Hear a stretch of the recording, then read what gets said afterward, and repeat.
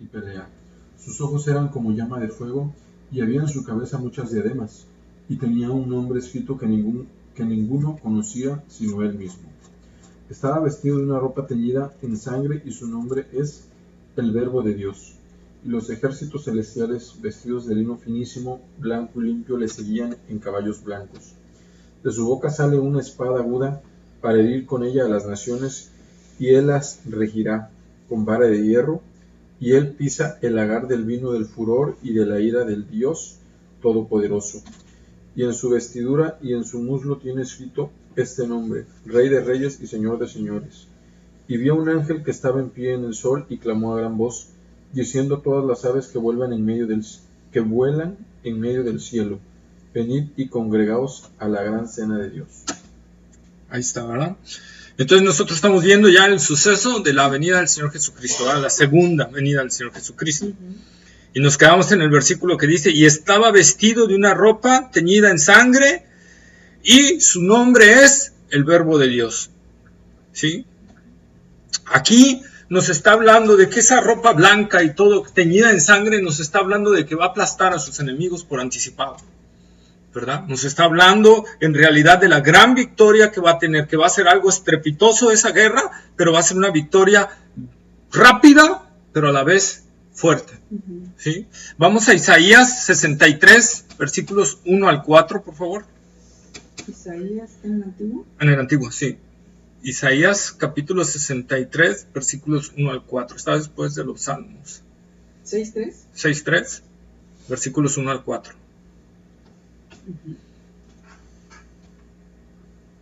Dice: ¿quién es este que viene de Edom y de Bosra con vestidos rojos? Este hermoso en su vestido, que marcha en la grandeza de su poder. Yo, el que habla en justicia grande para salvar. ¿Por qué es rojo tu vestido y tus ropas del que ha pisado el lagar? He pisado yo solo el lagar, y de los pueblos nadie había conmigo. Los pisé con mi mira y los hollé con mi furor, y su sangre salpicó mis vestidos y manché todas mis ropas, porque el día de la venganza está en mi corazón, y el año de mis redimidos ha llegado. Ahí está, ¿verdad? Isaías profetizando desde ese tiempo esta batalla. También el apóstol Juan recibe una revelación más amplia de ese detalle, pero aquí poniendo a Jesucristo como el cumplidor de esa parte de la profecía. Entonces, eso teñido en sangre, ¿de qué es? La anticipada victoria que él va a tener. Puede ser teñido o salpicada en sangre, también puede traducirse de esa forma. Y luego dice: y su nombre es, ¿qué? El Verbo de Dios. Aquí hay algo importante que decir. Verbo está incorrectamente traducido. Debería decir: y su nombre es la palabra de Dios. Porque el original en el griego es logos. Y hay dos palabras en el griego para definir palabra. Es logos y rema. Logos y rema. Son las dos palabras en griego para definir palabra. ¿Sí? Pero logos es muchísimo más amplio e incluye a rema. ¿Sí? Logos es un significado muy profundo que es muy difícil definirlo. Los antiguos griegos creían que logos era lo que había creado y sustentado el universo. ¿Sí? Los judíos creían que el logos de Dios, ¿verdad? A través de la realización de la Septuaginta, que fue la traducción de los judíos del hebreo al griego, ¿sí? Ellos pusieron y literalmente pusieron en donde encontraron la palabra palabra en hebreo, lo transfirieron al griego con logos. ¿Por qué? Porque para ellos logos representaba la presencia divina. El logo representaba a sí mismo la personalidad de Dios y le dieron atributos divinos. Por lo tanto, para los judíos eso significaba logos, y para los griegos logos era la parte de eso que había creado, algo que ellos no conocían, pero que había creado y sustentado el universo. ¿Sí? La palabra logos involucra la actividad del pensamiento mismo. Como dicen por ahí, nosotros somos lo que pensamos, ¿verdad? Nosotros somos lo que pensamos, ¿sí? Entonces, el logos involucra la actividad misma tanto del pensamiento como de la expresión, y el rema nada más involucra la comunicación de esa expresión, ¿sí? Por eso cuando vimos, es que me vino rema. Me vino palabra. Ajá, me vino palabra, una expresión así simple. Pero el logos involucra la actividad misma del pensamiento, no solo la expresión, sino la actividad misma del pensamiento. Por lo tanto, cuando Dios expresa su palabra es expresándose a sí mismo, por eso el logos es Dios. Por eso Juan 1:1 dice, en el principio era el verbo, el logos, y el logos era con Dios, y el logos era Dios, porque esa palabra es la expresión misma de Dios, ¿sí? Y como dice en el diccionario Biblia, es tan profunda que es imposible abarcarla completamente, esa palabra. Entenderla. Por eso es que Juan utilizó esa palabra para asignársela a Jesucristo, para que pudiéramos entender que Cristo mismo era la revelación plena de Dios, era Emmanuel, traducido ¿qué? Dios con nosotros. Dios manifestándose a nuestras vidas, Dios andando entre nosotros en la humanidad. ¿Cuál ha sido el suceso más asombroso sobre todo? Que Dios se haya hecho hombre y haya caminado entre nosotros. Juan dice, y vimos su gloria, gloria como del unigénito del Padre, lleno de gracia y de verdad. Ese es el suceso más grande. Que esa palabra se encarnara y se hiciera uno de nosotros. Entonces esa palabra de Dios, viene Él con ese nombre también. ¿Sí? Por eso en Hebreos capítulo 1, versículos 1 y 2, por favor, leámoslo. Hebreos capítulo 1, versículos 1 y 2. En el Nuevo. Está mucho después. Ya, a ver. 1, del 1 al 2.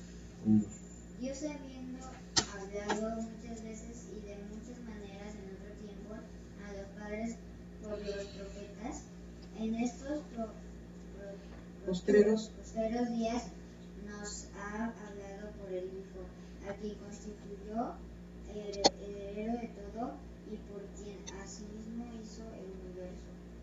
¿Sí? Entonces el logos al hacerse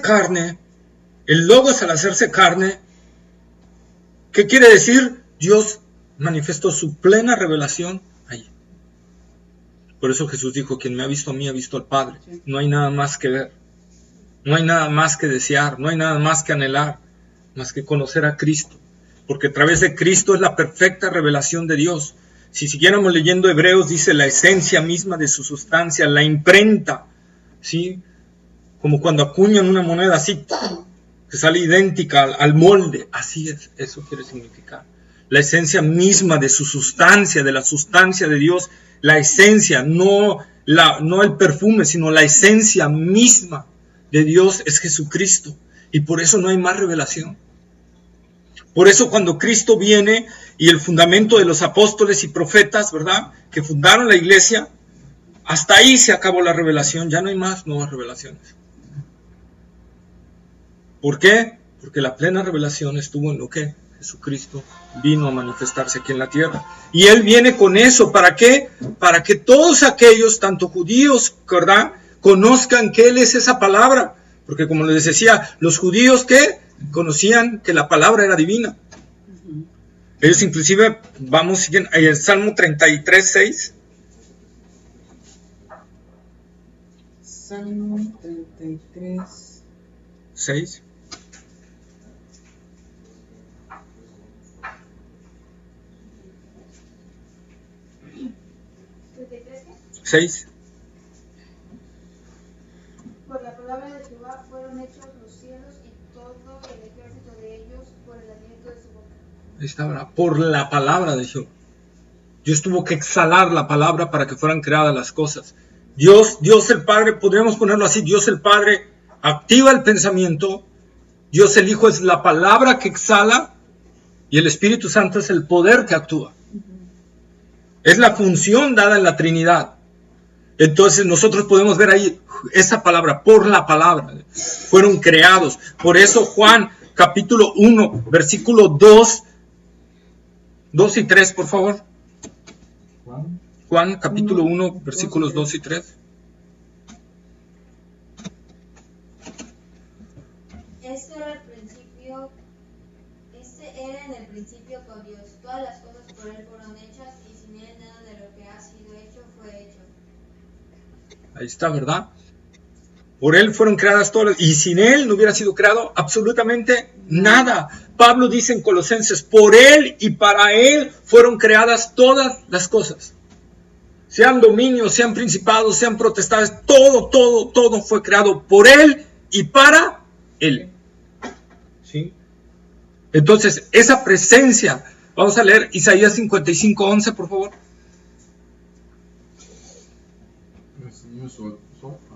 Es sol, sí. 55:11.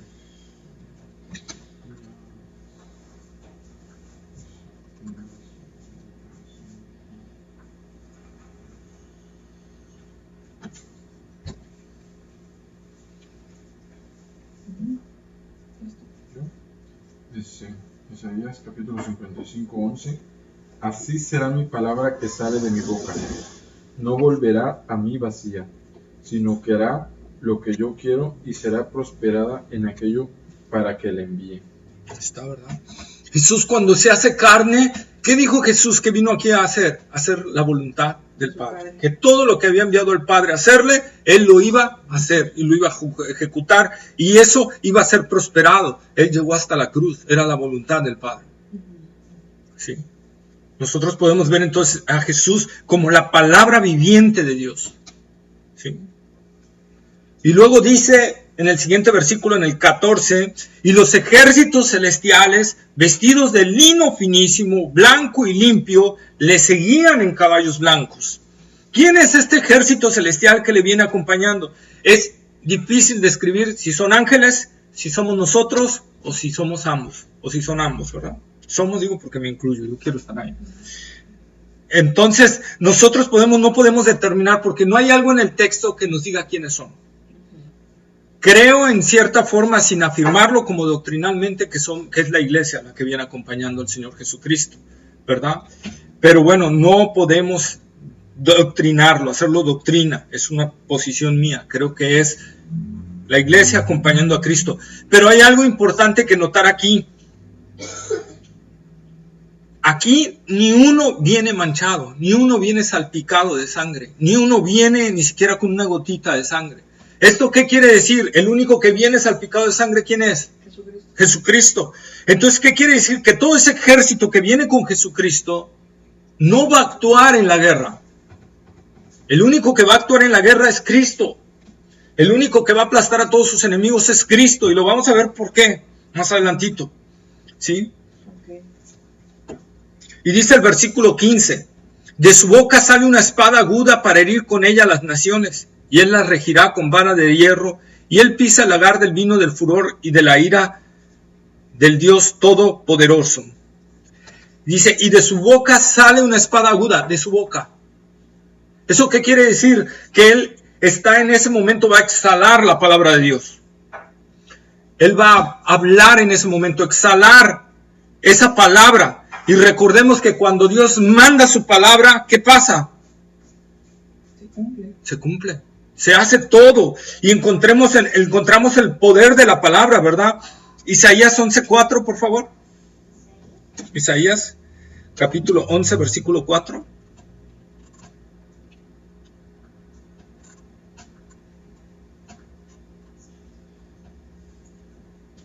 Dice, sino que juzgará con justicia a los pobres y arguirá con equidad por los mansos de la tierra, y herirá la tierra con la vara de su boca, y con el espíritu de sus labios matará al impío.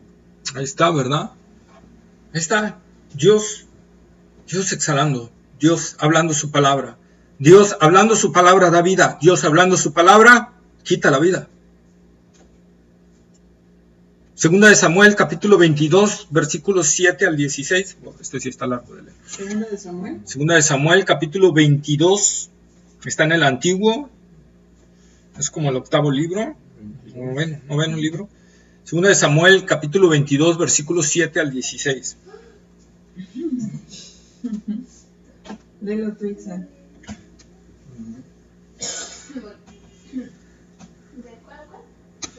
7 al 16. En mi angustia invoqué a Jehová y clamé a mi Dios. Él oyó mi voz desde su templo, y mi clamor llegó a sus oídos.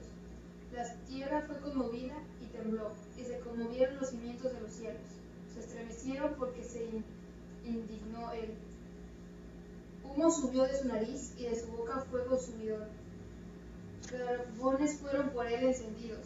E inclinó los cielos y descendió, y había tinieblas debajo de sus pies. Y cabalgó sobre un querubín y voló sobre las alas del viento. Y cabalgó puso tinieblas por su escondedero alrededor de sí, oscuridad de aguas y densas nubes. Por el resplandor de su presencia se encendieron carbones ardientes. Y tronó desde los cielos Jehová, y el Altísimo dio su voz.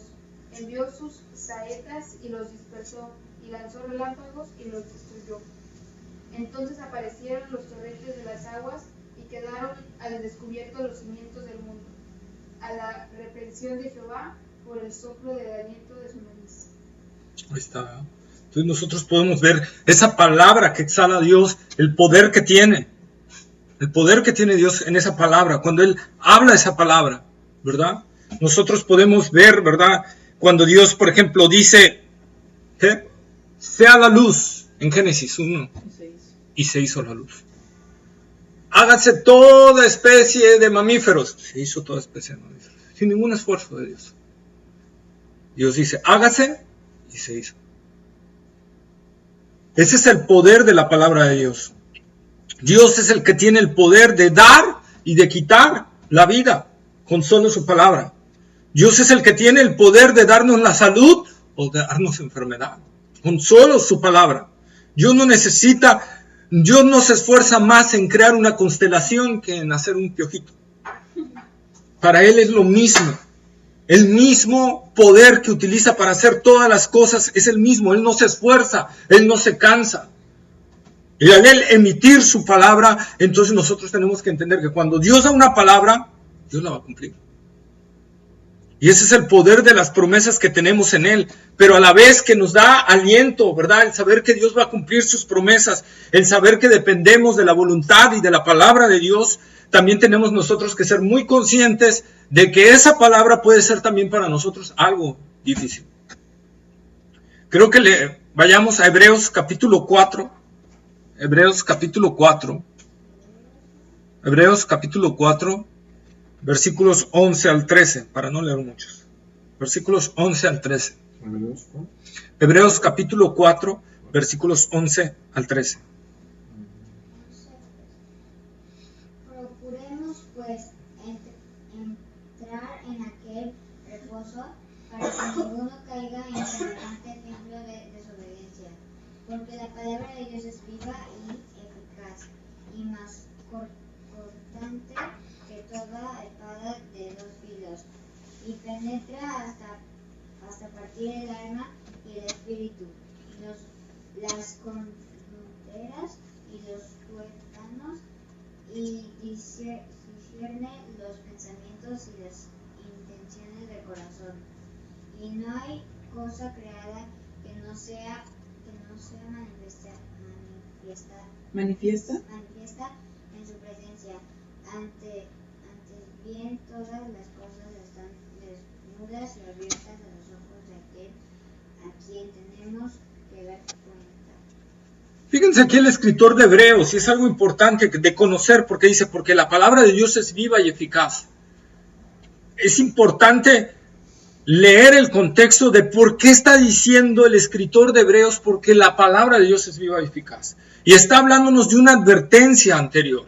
Por eso dice, procuremos pues entrar en aquel reposo para que ninguno caiga en semejante ejemplo de desobediencia. Si hubiéramos leído más versículos, como 6 versículos más atrás, ¿verdad? Hubiéramos visto la contradicción de Coré, donde gente se rebeló contra Dios, ¿verdad? Donde gente se puso contra Dios y Dios tuvo que hablar su palabra y hubo gente quemada y otros que se tragaron la tierra vivos, ¿verdad? Por eso el escritor de Hebreos dice, procuremos entrar en ese reposo, porque la palabra de Dios es viva y eficaz, porque Dios conoce lo profundo de nuestro corazón. Dios conoce la verdad que hay en nosotros. Y otra vez, esa palabra viva y eficaz que discierne el corazón, que sabe lo que hay en nosotros, que sabe las verdaderas intenciones, ¿verdad? Él las sabe. Es Jesús mismo. Por eso Jesús, cuando andaba aquí en la tierra, dice que nadie le podía decir lo que había en el corazón del hombre, porque Él lo sabía. Él es la misma palabra que escudriña lo profundo. Por eso Él viene con ese sentimiento, con ese nombre del verbo, de la palabra de Dios. Él es la palabra de Dios que sabe lo que tú y lo que yo estamos almacenando en nuestro corazón. Si en realidad le adoramos o no le adoramos. Si en realidad le amamos o no le amamos. Si Él es nuestra prioridad máxima o no es nuestra prioridad máxima. Él conoce lo más profundo y en base a eso, ¿verdad? Va a emitir una disciplina, un juicio o un hasta aquí. ¿Sí? Recordemos que ese ejemplo de desobediencia, ¿verdad?, que tragó a los hijos de Coré, nosotros podemos verlo también en Hechos, en el Nuevo Testamento. No solo en el Antiguo Testamento vemos al Dios que castiga, vemos en el Nuevo Testamento también, ¿verdad? Cuando Ananías y Zafira quisieron engañar al Espíritu Santo, ¿verdad? No fue Pedro, cuando Pedro los reprende, no, Pedro les dice, me quisieron engañar a mí como apóstol. No, ¿verdad? ¿Qué les dijeron? Por cuanto mintieron al Espíritu Santo. ¿Verdad? Vas a expirar en este momento, y expiraron en ese momento. Pero el Espíritu Santo le dijo algo a Pedro, porque como se dio cuenta Pedro, ¿no? Claro, sí, él recibió esa revelación directa. Ellos recibían, como apóstoles, con esa autoridad, ellos recibían una revelación directa, como los profetas en el Antiguo Testamento. Ellos recibían una revelación directa de Dios. ¿Por qué? Porque todavía la palabra de Dios no estaba escrita en su totalidad. Entonces ellos recibían esa revelación de Dios. Y decían, no, tú me estás diciendo esto, no es cierto, es esto y esto, ¿verdad? Entonces en ese momento que Ananías y Zafira llegan a ofrecer lo que habían dicho que iban a dar, ¿verdad? Por eso dice la palabra de Dios, no prometas a Dios lo que no le vas a dar, ¿verdad? Prometamos a Dios lo que le vamos a dar. Entonces llegan diciendo, no, sí, mira, vendimos en tanto la propiedad, y como nosotros dijimos que lo íbamos a dar todo al Señor, ahí está. Y en ese momento, pues sí, el Espíritu Santo le dice a Pedro, y Pedro discernió el engaño, ¿verdad? Y les dijo, no mintieron a los hombres, mintieron a Dios, mintieron al Espíritu Santo, y en este mismo momento voltea a ver a los que están atrás de ti, porque van a ser los que te van a enterrar. Dice que en ese momento expiró. Entonces como que le dio una oportunidad que dijera, sí, me arrepiento. O sea, sí mentí, perdón, ¿no? Pero porque le hizo la pregunta, ¿no? Así es. Igual cuando llega la mujer después de él, ¿verdad? Le vuelve a preguntar también, Dios siempre da una oportunidad antes de emitir un juicio, ¿verdad? Le dice, ¿vendieron en tanto la propiedad? Sí. No, pues, voltea atrás, los que vienen entrando son los que acaban de ir a enterrar a tu esposo y también te van a enterrar a ti. Y ¿verdad? Expiró en ese momento. Entonces, Primera de Corintios también nos habla del apóstol Pablo, ¿verdad? Cuando la iglesia de Corintio estaba, ¿cómo estaba? En desorden. Y estaban tomando mal la cena del Señor sin discernirla, sin meditar en lo que era, sin darle la adecuada reverencia, sin hacer un adecuado discernimiento de lo que estaban haciendo a la hora de comer el pan y de tomar la copa, ¿verdad? No estaban discerniendo el cuerpo de Cristo. Entonces, ¿qué pasó? Dice Pablo, por eso muchos de ustedes corintios están enfermos y otros ya están muertos. Sí, lo hacían como un ritual simplemente, ¿no? Así es. Sin darle la importancia. Sin darle la importancia. Entonces tiene una importancia singular. Entonces Dios cuando emite su palabra, y es la advertencia que nos está dando, porque con la palabra no podemos jugar, con Cristo no podemos jugar.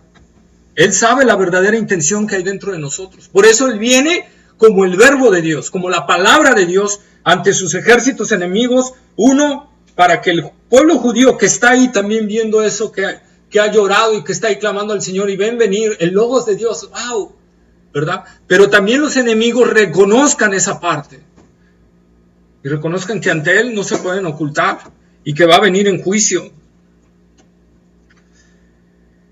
Meditemos por lo tanto nosotros en esto, que ante Dios no podemos jugar, ¿sí?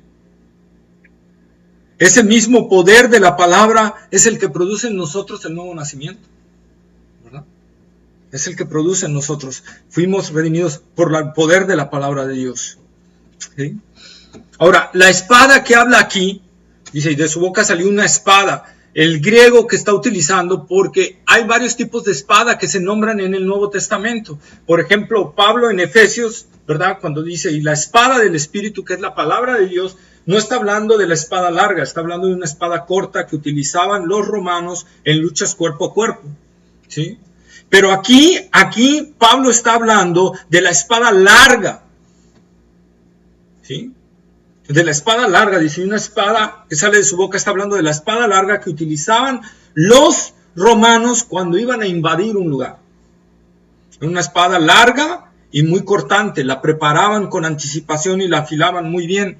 Entonces, nosotros vemos aquí, dice, y una espada aguda salía de su boca. Aquí aguda está diciendo afilada, bien afilada, pero lleva también implícito velocidad. ¿Sí? Entonces, está hablando de una espada que está preparadísima para el combate. ¿Sí? Eso nos habla de la prontitud en que el Señor Jesucristo va a derrotar a sus enemigos con solo la palabra. ¿Sí? No va a necesitar de gran esfuerzo el Señor, ni de bajar ni ejércitos, ni nada. Solo va a emitir su palabra y vamos a ver el poder que tiene el Señor. Dice, y Él la regirá con vara de hierro. Esto nos habla de la acción judicial de su venida. ¿Sí? Él viene a regir a las naciones. Él viene a sentarse sobre el trono de David para regir no solo a Israel, sino a todas las naciones ahora. ¿Sí? Y Él viene ¿a qué? A cuidar a sus ovejas. El regir, la palabra griega que está ahí involucra también pastorear. Entonces, Él viene a pastorear a sus ovejas. Él viene principalmente a Israel. Él viene por su pueblo de Israel y lo viene a pastorear. Pero también viene a pastorear a las naciones. ¿Sí? Dice, con vara de hierro. ¿Qué significa esto? Bueno, la vara del pastor era para ahuyentar a los animales salvajes. El collado era para las ovejas, jalarlas. Era el que es curvito. Era para, vente para acá. Pero la vara era para los animales salvajes. Para alejarlos, ¿verdad? O para defender a una oveja. Por lo tanto, para una oveja la vara representa consuelo. Representa ánimo, protección. Pero para los lobos, para los animales salvajes, representa miedo. Representa terror, representa reprensión, ¿verdad? Entonces Dios, Jesucristo va a venir y va a cuidar a las naciones con vara de hierro. Si ellas, mientras se alineen, como decimos por aquí, por la derecha, Dios las va a pastorear. Pero si ellas, las naciones, se rebelan tantito, Él les va a aplicar un varazo. Pero no un varazo de madera, como los pastores comúnmente tenían, sino con vara de hierro. ¿Sí? Un golpe de una vara de hierro, siento que duele más. Un varillazo que un palazo, ¿verdad?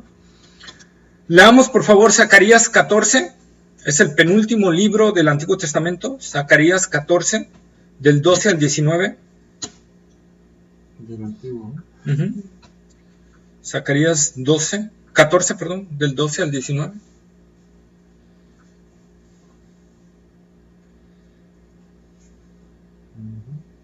Y esta será la plaga con que herirá Jehová a los pueblos que pelearon contra Jerusalén.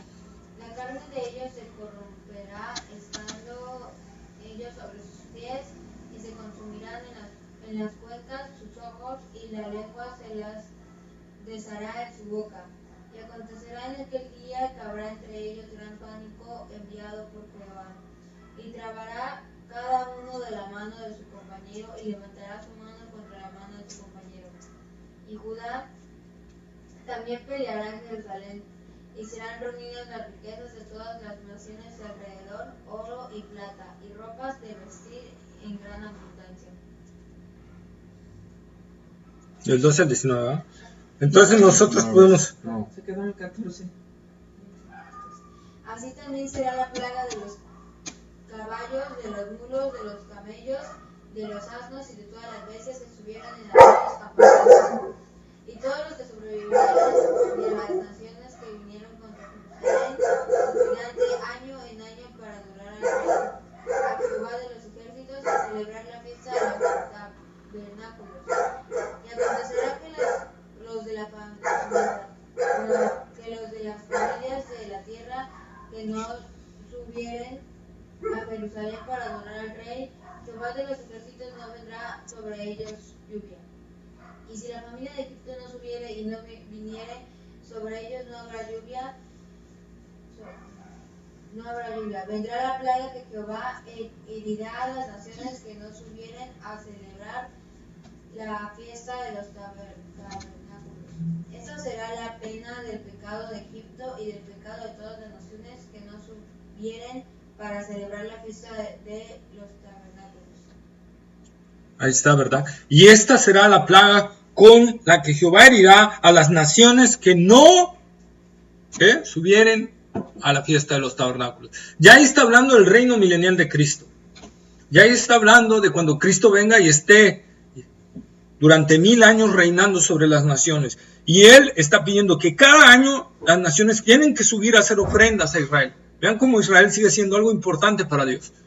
Tienen que subir año con año. Y además venir y celebrar la fiesta de los tabernáculos. Y las naciones que no vengan a hacerlo, ¿qué les dirá? Las herirá de esa manera. Se caerá su piel de su carne. Su lengua se pegará a su padre. Entonces Dios le está hablando. Por eso dice que las va a regir con vara de hierro. No va a haber una gran enfermedad, ¿no? Una gran epidemia. Una gran epidemia. ¿Me vas a preguntarle? Te digan así como que ibas a preguntar. Entonces Dios en ese reino milenial, después de esta batalla, cuando Él enfrente a la bestia, al falso profeta y a las naciones y las destruya, Él va a instaurar su reino milenial y en eso va a poner condiciones y entonces las naciones tendrán que cumplirlas. Su centro principal sigue siendo Israel porque Él viene a reinar en Jerusalén. Dice, y Él pisa el lagar del vino del furor y de la ira del Dios Todopoderoso. Él pisa, aplasta, en pocas palabras, aplasta el lagar del vino del furor. Cuando el lagar es donde se echaban las uvas. Para poder sacar el jugo, en aquel tiempo se echaban las uvas como en una tinaja. Y entonces se subían gentes ahí y empezaron a pisarlas para que saliera el jugo. Entonces, las uvas aquí simbolizan a las naciones. ¿Y quién las va a venir a pisar? Jesucristo. Y va a venir a aplastar a esas naciones que se han rebelado contra Él, ¿verdad? Y va entonces a salpicar y a pisar todo eso, la ira de Dios de esa manera. Eso nos habla con qué magnitud viene Jesucristo a ejecutar esa sentencia, ¿verdad? Leamos Jeremías capítulo 25, versículos 30 al 32. Jeremías es... Está después de Isaías. Jeremías capítulo 25, versículos 30 al 32.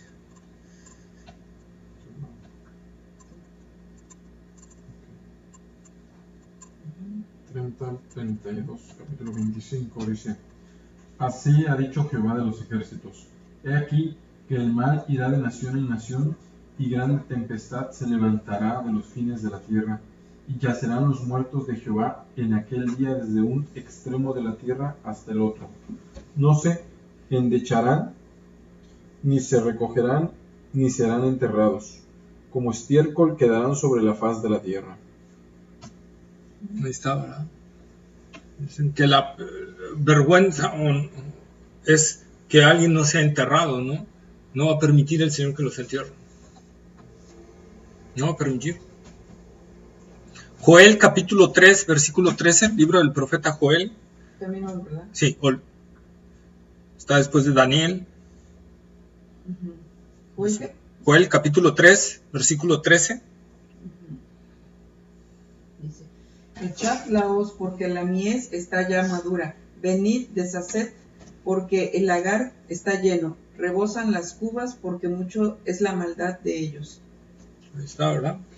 Entonces nosotros podemos ver en Isaías 63 también, versículos 1 al 6. Isaías 63. Versículos 1 al 6. Isaías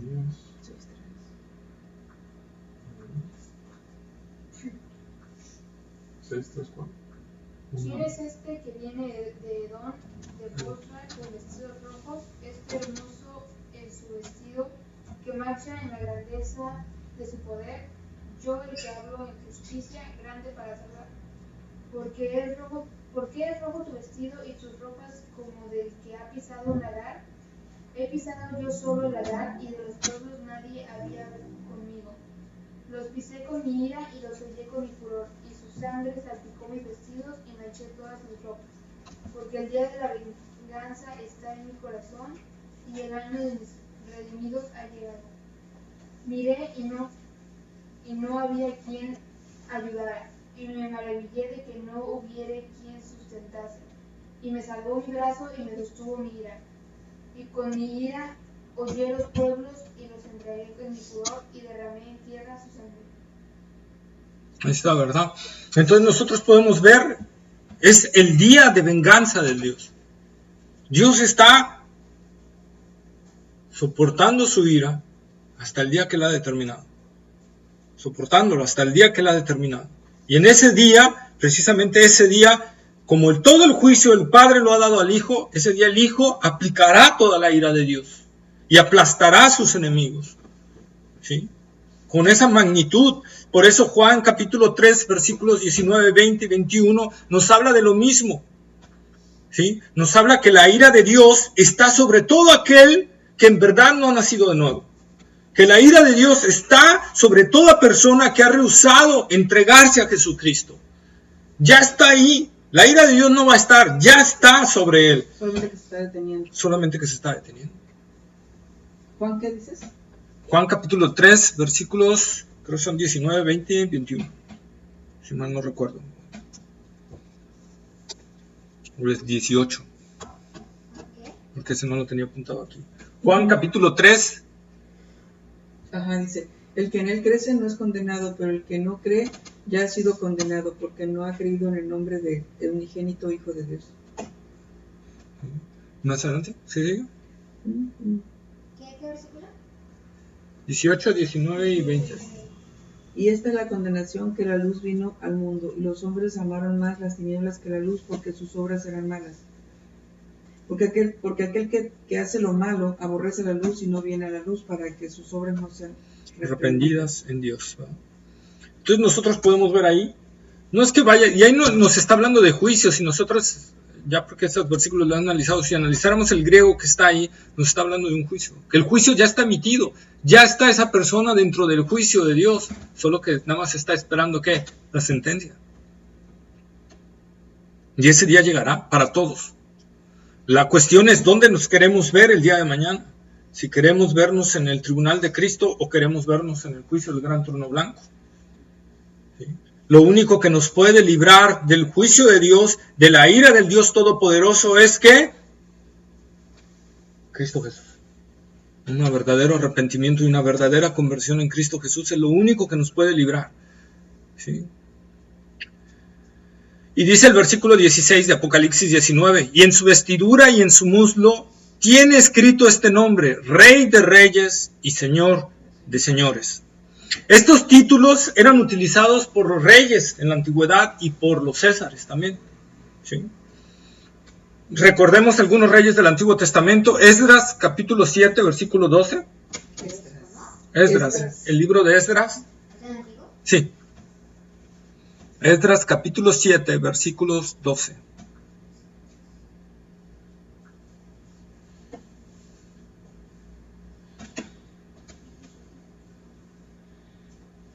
Esdras. 7, versículo 12. Artajerjes, rey de reyes, a Esdras, sacerdote, escribirá erudito en la ley del Dios del cielo. ¿Verdad? Artajerjes, rey de reyes. Artajerjes, rey de reyes. ¿Quién era Artajerjes? El rey de Media.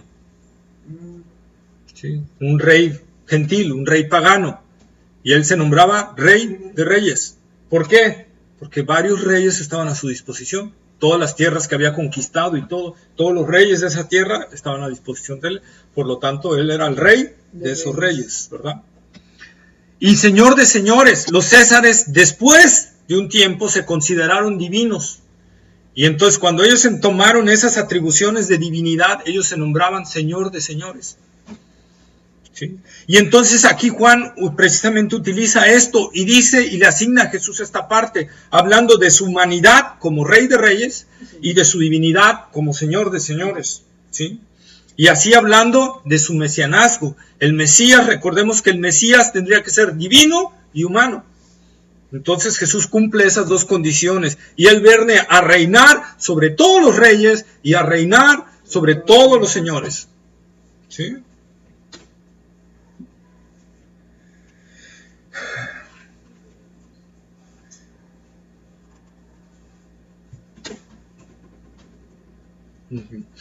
El vestido blanco nos habla de santidad y el muslo nos habla de poder, porque dice que en su vestido y en su muslo traía sus nombres. Entonces nos habla de poder y autoridad, nos habla de soberanía, de santidad y autoridad. Por lo tanto nos habla de la soberanía que Él trae. Este cordero, que viene cabalgando, sobre el caballo blanco, ¿verdad? Nos habla que viene con la soberanía de Dios. Nos habla que es soberano, al ser Rey de Reyes y Señor de Señores, nos habla de una soberanía. Nabucodonosor, que era un soberano también y que a nadie le decía cuentas, que ese no lo leímos para apresurarnos un poquito, también Daniel le dice, tú eres Rey de Reyes. ¿Sí? Entonces nos habla de la soberanía de Jesucristo. Y uno de los principales puntos de rebelión, desde que Satanás se rebeló en el cielo hasta la fecha y hasta ese punto donde los ejércitos están congregados, es que enfrentar la soberanía de Dios. Satanás, el atributo que más ha tratado de desvirtuar de Dios es la soberanía. Es quitarle al hombre la conciencia de que tiene que rendir cuentas a una persona soberana, a un Dios soberano, que no le rinde cuentas a nadie y que lo que Él dice se tiene que hacer. Y ese es el principal ataque del enemigo sobre todo. ¿Cómo atacó Satanás a Eva? Con que Dios te ha dicho esto. No es cierto. El día que comas de este fruto vas a ser igual a Dios y es lo que Dios no quiere. Porque Él quiere ser el soberano nada más. Atacando la soberanía de Dios. Con los ángeles no nos habla cómo Satanás convenció a los ángeles en el cielo, pero lo más seguro era lo mismo, atacar la soberanía de Dios. Entonces Satanás siempre ha buscado atacar la soberanía de Dios de una u otra forma. Hoy vemos en día muchas doctrinas en iglesias cristianas que atacan la soberanía de Dios, a ese Dios soberano. Y esa es una obra de Satanás, infiltrando esas doctrinas, atacando la soberanía de Dios. Entonces Él viene como el soberano, ¿a qué? A destruir a sus enemigos, sin rendir cuentas a nadie. ¿Sí? Entonces Él pone en alto su soberanía con esos nombres, y lo está poniendo ante los ojos de su pueblo, y lo está poniendo ante los ojos de sus enemigos. Aunque lo pudiera decir, no sé si sea el caso, pero pudiéramos decir, también dándoles una oportunidad para que se arrepientan. Diciéndoles, vengo, yo soy el soberano, humíllense y va a haber misericordia. No se humillan, los voy a aplastar, ¿verdad? Yo siempre dando un antecedente. Job, capítulo 31, versículos 19 al 28.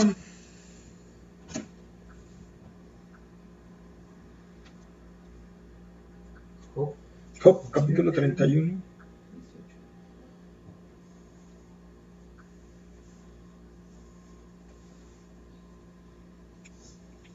Porque desde mi juventud creció conmigo como un padre y desde el vientre de mi madre fui guía de la vida.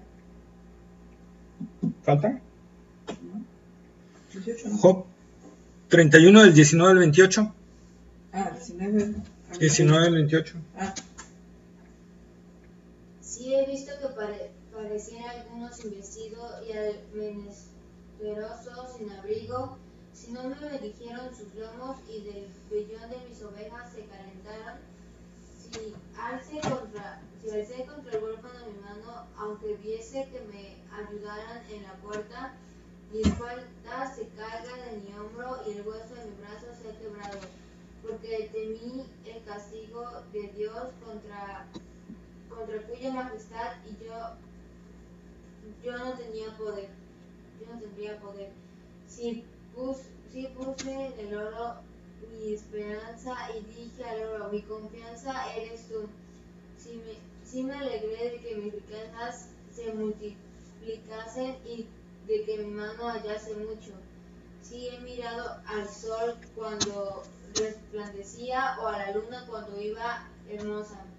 Y mi corazón se engañó en secreto y mi boca besó mi mano. Esto también será maldad juzgada, porque habría negado al Dios soberano. Ahí está, ¿verdad? Porque habría negado ¿a quién? Al Dios soberano. El Dios soberano es parte fundamental desde el Antiguo hasta el Nuevo Testamento. La soberanía de Dios en todo esto. La soberanía de Dios en cada parte. Los apóstoles cuando oraron, ¿verdad? Vayamos a Hechos, ¿verdad? Bueno, no está largo, no lo vamos a leer, se los voy a platicar. En Hechos capítulo 4, versículos 23 al 32, cuando los apóstoles Juan y Pedro son azotados por el Sanedrín, ¿verdad? Y ellos salen gozosos de haber sido azotados, ¿verdad? Y llegan a la iglesia, ¿y qué es lo primero que hacen? Se reúnen en oración y entonces le piden al Señor y dicen algo: Dios soberano, concédenos el predicar tu palabra con todo denuedo, mientras tú extiendes tu mano poderosa y haces señales, milagros, prodigios y portentos. Pero ven cómo se dirigen los mismos apóstoles al Padre, Dios soberano, reconociendo la soberanía de Dios, que Él solo podía atender a esa petición. No están exigiéndole: Dios, te exigimos que nos des denuedo. No están exigiéndole. Están diciendo: Señor, reconocemos que tú eres soberano, pero te pedimos como soberano, te pedimos humildemente, concede a tus siervos. Mira todas las amenazas que nos han hecho, cómo nos golpearon. Concede a tus siervos que esto no sea para nosotros, lo estoy parafraseando, el tener miedo de predicar tu palabra, sino concédenos ese valor y esa fluidez de predicar tu palabra, ¿sí? Mientras tú haces milagros, prodigios y portentos. Esa es la parte. Los mismos apóstoles reconocían esa parte del Señor, ¿sí? Judas, este sí lo leemos porque no es un versículo. Judas, capítulo 1, versículo 4. Es antes de Apocalipsis, un libro antes.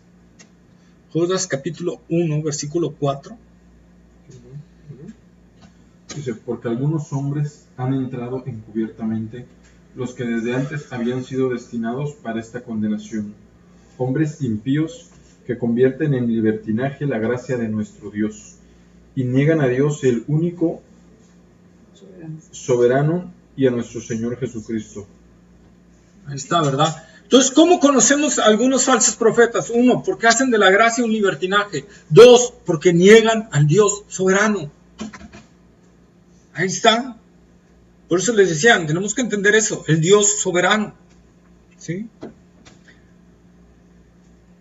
Apocalipsis 1:5, por favor.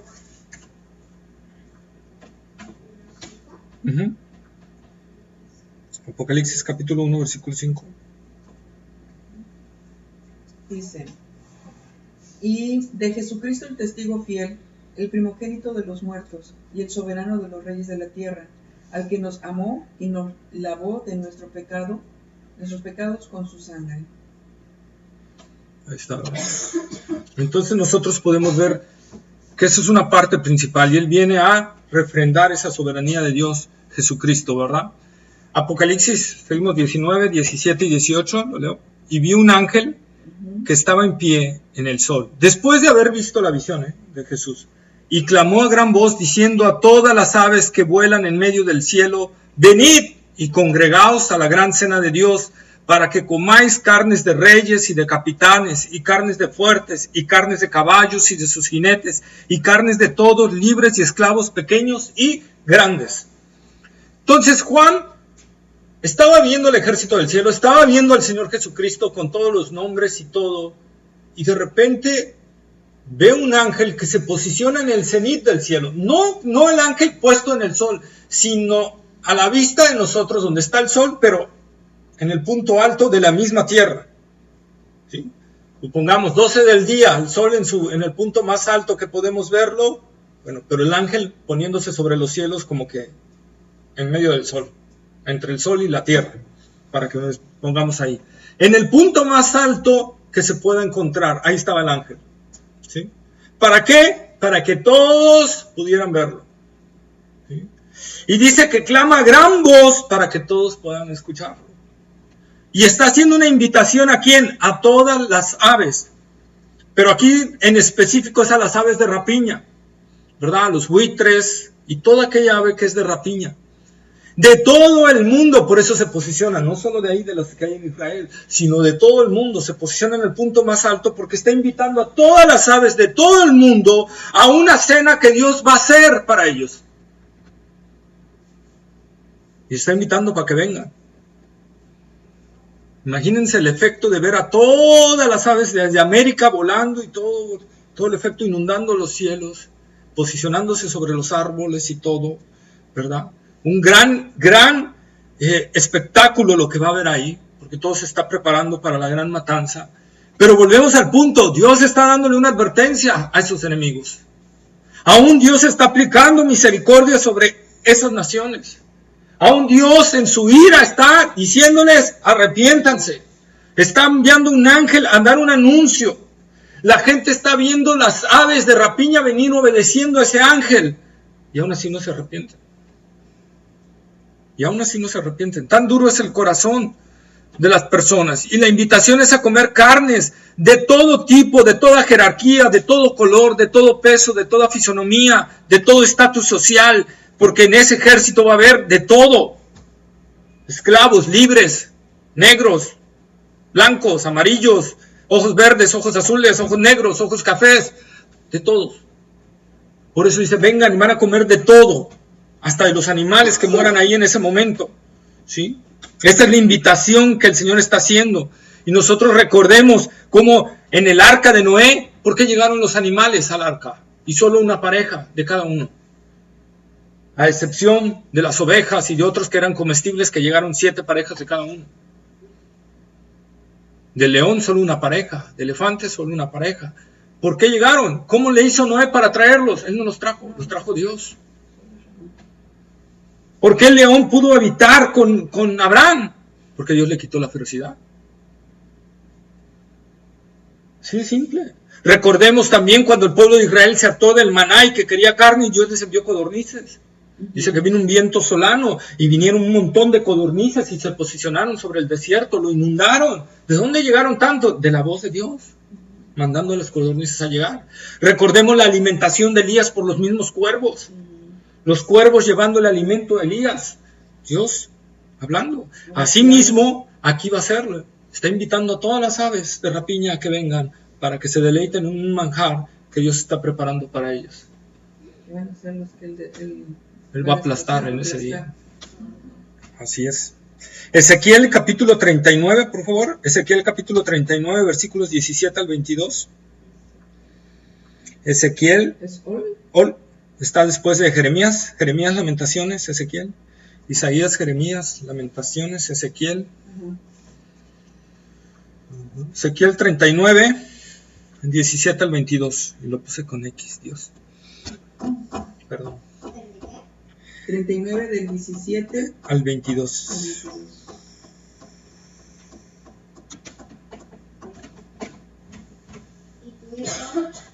Y tu hijo de hombre, así ha dicho Jehová el Señor. Di a las aves de toda especie y a toda fiera del campo, juntaos y venid, reuníos de todas partes a mí, víctimas de sacrificio para vosotros, en sacrificio grande sobre los montes de Israel, y comeréis carne y beberéis sangre. Comeréis carne de fuertes y beberéis sangre de príncipes de la tierra, de carneros, de corderos, de machos, cabríos y bueyes y de toros, encordados, todos en masa. Comeréis grosura hasta saciar. y beberéis hasta embriagados de sangre de las víctimas para vosotros sacrifiquéis. Ajá, ahí está. Entonces nosotros podemos ver, ¿verdad? Esa parte, ahí está, Ezequiel hablando de ese día de la gran matanza. Mateo, el Señor Jesucristo hablando, Mateo capítulo 24, versículo 28.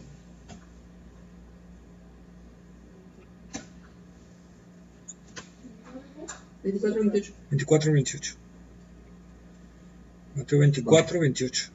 Porque donde quiera que estuviera el cuerpo muerto, allí se juntarán las raíces. Ahí está, ¿verdad? Y está hablando de su segunda venida antes. Entonces nosotros podemos ver esa parte, ¿verdad? Ahí está, día de la matanza. Ahora, ojo, no es una simple invitación. En el original griego está en imperativo. Es una orden a todos los animales de la rapiña que vengan. ¿Sí? Es una invitación, pero con carácter de ya. Vengan al festín que les hice. Como decimos, están invitados voluntariamente a fuerzas, ¿no? Entonces, esa es la invitación que Dios le hace a las aves y a las bestias también en la tierra, aunque aquí el ángel nada más se enfoca en las puras aves, pero vemos que en Ezequiel también vendrán bestias. Entonces nosotros podemos ver, ¿verdad? Y viendo todo esto, y viendo todo este anuncio, y viendo todo lo que está sucediendo en los cielos, abajo, ¿qué está pasando? Versículo 19 de Apocalipsis 19. Y vi a la bestia, y a los reyes de la tierra, y a sus ejércitos, reunidos para guerrear contra el que montaba el caballo, y contra su ejército. Fíjense, todo lo que está sucediendo en el cielo.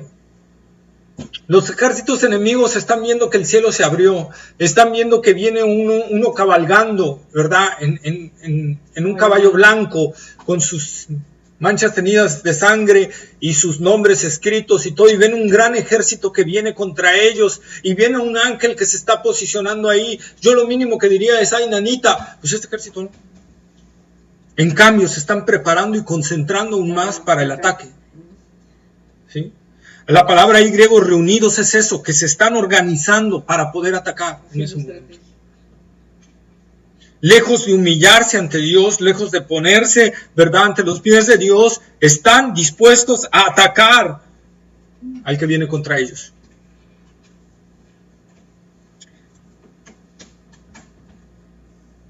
¿Sí?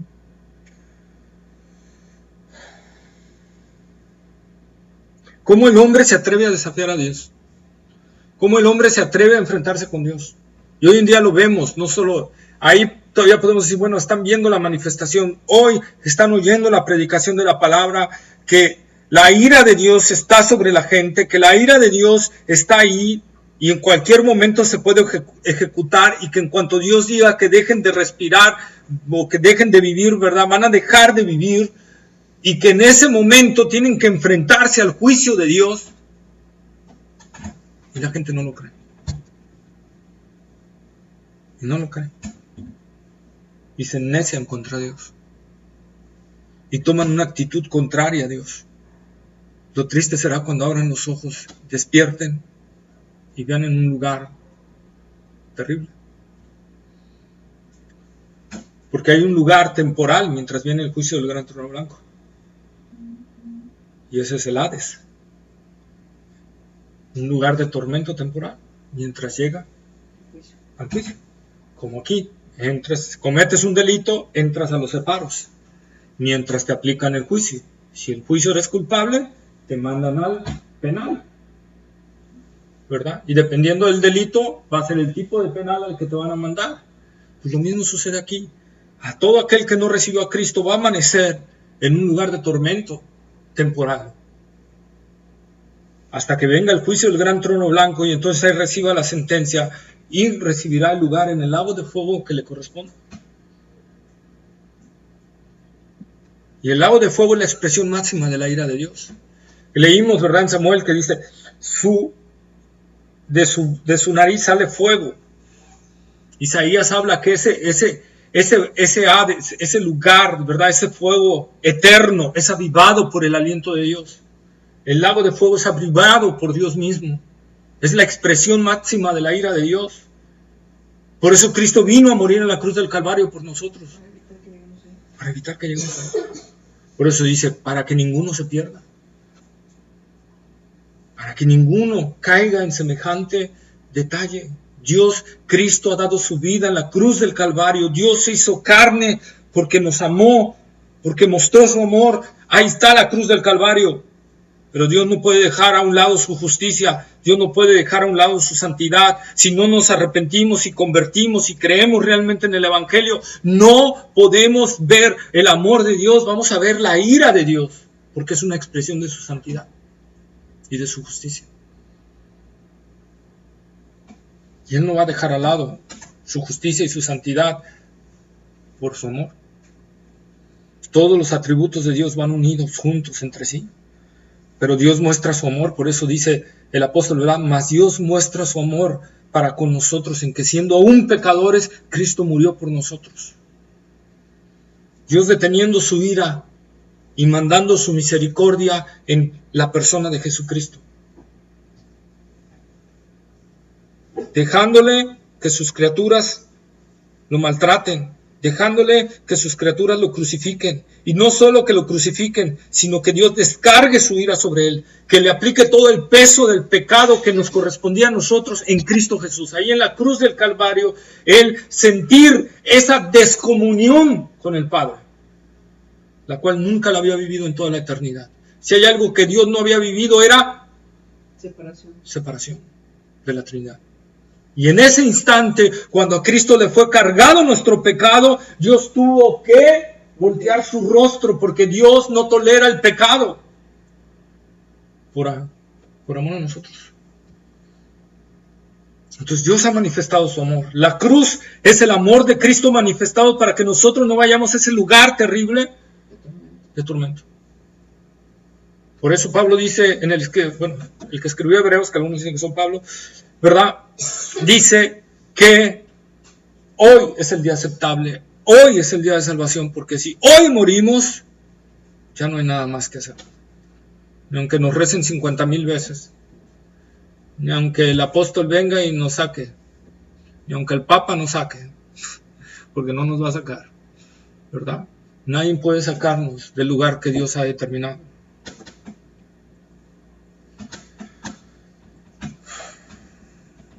En Joel 3, 9 al 15, se los dejo de tarea, podemos ver esta reunión también, cómo el hombre en su rebeldía se atreve a desafiar a Dios, pero veamos que Dios también es quien convoca a ellos. ¿Sí? El hombre en su rebeldía, y aquí vemos lo que les decía, la soberanía de Dios y la responsabilidad humana conjugada. El hombre se atreve a desafiar a Dios, pero a la vez es Dios quien nos está convocando. Y es algo que no podemos entender y expresar cómo concuerda lo uno con lo otro. Pero así lo define Dios. La maldad del hombre, pero a la vez es Dios convocándolos. ¿Para qué? Para ajustar cuentas. Los ejércitos se están reuniendo por voluntad propia, pero a la vez es Dios que lo está permitiendo y los está jalando para esa convocación. La soberanía de Dios y la responsabilidad humana. No hay una sola molécula, una sola acción que no se mueva sin consentimiento. Ni Satanás se puede mover con libertad siendo el enemigo de Dios. Tiene que pedirle a Dios permiso de todo lo que haga.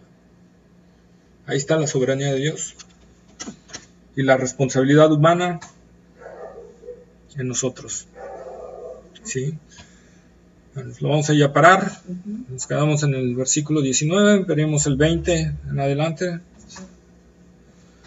Esperando en la próxima clavar el capítulo 19. Y al capítulo 20, pues ya entra el reino milenial de Cristo, ¿eh? Ya vamos a empezar a hablar de eso. El 21 creo es el juicio del gran trono blanco y el 22 la Jerusalén celestial. ¿Sí? Bueno, pues ¿alguna duda, pregunta, comentario? ¿No? ¿Muy bien? Ok. Pues vamos a orar. Buen Dios, Padre nuestro, Señor, gracias. Gracias por tu bendita palabra, Señor. Gracias, Señor, porque nos muestra, Señor, que tú sigues siendo el Dios soberano. El Dios que está bajo el control de todo, Señor. Aunque vemos, Señor, en nuestro estado, Señor, mucha maldad, muchos delitos, muchos robos, mucho crimen organizado, Señor, muchos detalles. Sabemos que tú tienes el control de todo, Señor, que tú estás al mando de todo y que tú estás permitiendo todo esto con un propósito, Señor. Señor, ayúdanos a reflejar a Cristo en medio de esta situación. Y quizá, no lo podemos determinar, Señor, pero quizá todo esto que se está incrementando aquí en nuestro estado sea para que tus escogidos despertemos, Señor. Para que empecemos, Señor, a vivir realmente a Cristo, a vivir realmente el cristianismo, Señor. Quizá tengamos, Señor, que ser afligidos un tiempo, Señor, para que ese oro resplandezca más, que es la fe, Señor. Ayúdanos, Señor, a mantenernos firmes en medio de todo, Señor, a mantenernos con un espíritu de agradecimiento, de amor, de entrega a ti, Señor, porque tú eres el Dios soberano y por eso venimos ante ti, Señor, para que tú inclines nuestro corazón a ti, para que tú nos permitas ser testimonio de Jesucristo, Señor, para que tú nos des la libertad, Señor, de poder predicar de Cristo Jesús, de poder hablar y dar testimonio del Dios vivo, Señor. Que tú permitas, Señor, que nuestra vida sea un ejemplo a muchos. Y Padre, que muchos vengan a los pies de Cristo a través, Señor, de mostrar a Cristo en nuestros corazones y nuestras vidas. Por eso venimos delante de ti. Concédenos, Señor, así como oraron los apóstoles, Señor, el hablar tu palabra, el predicar tu palabra con todo denuedo, Señor, mientras tú extiendes tu mano, Señor, y haces señales, milagros, prodigios, portentos, Señor. Mientras tú, Señor, salvas a las personas, mientras tú, Señor, añades cada día a los que han de ser salvos, mientras tú, Dios soberano, actúas en los corazones, Señor, endurecidos, para que vengan a los pies de Cristo, Señor. Por eso oramos a ti, Señor, porque sabemos, Señor, que tú, Señor, puedes brincar, puedes, Señor, sobrepasar, puedes, Señor, quitar, Señor, el orgullo, la soberbia y el aparente libre albedrío que tiene el hombre, Señor. Por eso venimos orando ante ti, Señor, y por eso oramos por nuestros familiares, por nuestros amigos, compañeros, conocidos y enemigos, Señor, para que vengan a los pies de Jesucristo, para que en realidad, Señor, haya una conversión en sus corazones. Oramos para que tú trates con ellos, Señor, y tu Espíritu Santo los redarguya y los convenza de pecado. Oramos, Señor, para que nuestra vida sea, Señor, abierta delante de ti, Señor. Y si alguno de nosotros no está bien delante de ti, Señor, se pueda arrepentir y convertir realmente, Señor, y entregar su vida a Jesucristo. Que, Señor, que una vida aparente religiosa, Señor, externa no nos sirve de nada, sino una auténtica conversión, Señor, ante ti. Señor, ayúdanos, abre nuestro corazón, Señor. Lo digo por mí principalmente y por los que están aquí reunidos también, Señor, por los que en tu misericordia me has puesto a pastorear, Señor. Si hay algo en nosotros que está mal, Señor, sácalo. Como decía David, Señor, líbranos de la soberbia, Señor. Señor, líbranos de todo orgullo malo, Señor, de toda altivez, de todo detalle que esté mal en nuestros corazones, Señor. Inclina nuestro corazón a tu verdad, a tus mandamientos. Inclina nuestra vida ante ti, Señor, porque un día llegará un día en que tendremos que ver a Cristo cara a cara, Señor, y queremos verlo como nuestro Salvador, como nuestro Señor, y no verlo como nuestro juez. No ser de aquellos que digan, Señor, Señor, si yo daba estudios, Señor, los miércoles, o si yo iba al estudio los miércoles, Señor, que no seamos de eso, Señor, sino que en verdad podamos oír esa voz que diga, buen siervo fiel, en lo poco fuiste fiel, en lo mucho te pondré, entra en el gozo de tu Señor. Que todos los que estemos aquí reunidos, Señor, puedan oír esa voz. Tú eres el soberano y por eso venimos delante de ti, Señor. Porque reconocemos que nosotros no podemos hacer nada, Señor. Y por eso venimos ante ti. Y te pedimos que nos permitas predicar y ser usados por ti para llegar a mucha gente, Señor. Que provoques en nosotros esa sed de hablarle a la gente, ese amor profundo por hablarle a otros de Cristo.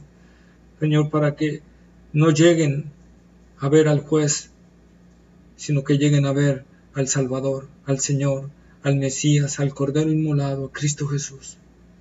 Gracias, Padre, por tu misericordia. En el nombre de Jesús. Amén, Señor. Amén.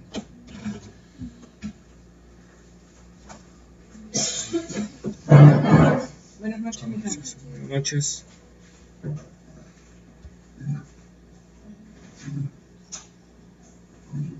Ay,